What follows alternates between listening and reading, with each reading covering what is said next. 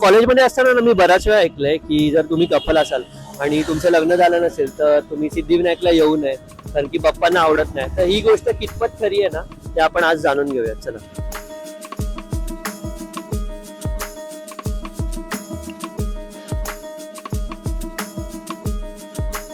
गेली 25 वर्ष सिद्धिविनायक मंदिर येथे व्यवसाय करतो आहे.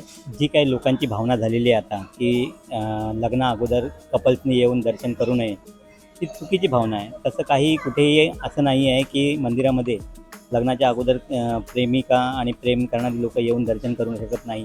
हे जे काही बोललं जाते ते चुकीचं आहे, ते नाही आहे तसं. त्यामुळे गणपतीला सगळेच प्रिय असतात.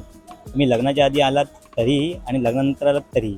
त्यामुळे ही चुकीची भावना कुठेही म्हणजे आणू देऊ नका मनात, आणि बाप्पाचं दर्शन करायला तुम्ही येऊ शकता कधी. तर तुम्हाला आता कळलंच असेल की काय खरं आहे आणि काय खोटं आहे.